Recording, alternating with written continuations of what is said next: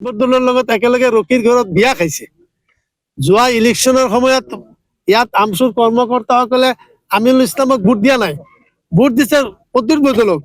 আৰু আমচুৰ সভাপতিক ৰাজাউল কৰিমক অসমৰ মুখ্যমন্ত্ৰীৰ পৰা আদি কৰি বিভিন্ন দলৰ দলপতিসকলে চিনি পায়। তাত ৰাজাউল কৰিমক আমাৰ এমপিয়ে চিনি নাপায়।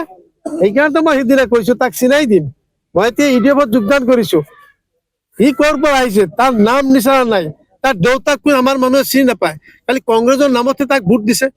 কিন্তু সি এই কথাটো কোৱা ঠিক হোৱা নাই, মই ৰাজাউল কৰিমক চিনি নাপাওঁ, এই কথাটো কোৱা ঠিক হোৱা নাই। তোমাৰ লগততো ৰকিৰ ঘৰতো বিয়া খাইছে আৰু তেনেকৈ ক'ব নোৱাৰে। মই যে আছুৰ সভাপতিক যদি চিনিও নাপাওঁ, নাজানো, মোক যদি কোনোবাই এনে সোধে, মই কিন্তু এই কথাটো নকওঁ যে আছুৰ সভাপতিক মই অমুকক চিনি নাপাওঁ। মই অন্তত মই চিনি পাওঁ, তাৰ লগত মই হয়তো উঠা বহা কৰা নাই। গতিকে এইটোৰ প্ৰতিবাদ হ'ব। এইটো আপোনাৰ বৰদলৈ ইয়াৰ মজাটো পাব। নগাঁও পাৰ্লামেণ্টত আমচু ভাল এটা সংগঠন আছে, মনত ৰাখিব। ইয়াতে আমচুৰ এটা ভাল সংগঠন আছে। গতিকে এইটো আমচুৰ গাত লাগিছেতো অলপ। আজি ধৰক ৰাজাউল কৰিমক এনেকুৱা কৰাৰ কাৰণে মোৰ গাততো লাগিছে। কোনেও প্ৰতিবাদ নকৰে, ঘাৰপিটীয়া অধিৱনত ময়ে বনাই থৈ আহিছিলো। আৰু সেইটো ৰাজাউল কৰিম নহয়, এইটো আমচু। আজি আমচুৰ নামতে আব্দুল্লাহ নাগৰি কংগ্ৰেছৰ টিকেট পাইছে।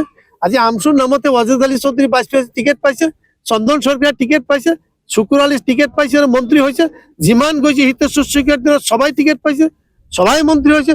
মোক হিতেশ্বৰে কৈছিল ৰূপহী ন, আপোনাৰ দিনত বহুত তেজ কৰিছে মুছলমানত। 83 মোৰ মনত আছে, কিমান মানুহ আপোনাৰ নীলিত হত্যা হৈছে, 10,000 মানুহ গোটেই অসমত হত্যাকাণ্ড হৈছে, এটা আসামী আপুনি উঠোৱা নাই। গতিকে মই আপোনাৰ লগত ৰাজনীতি নকৰোঁ।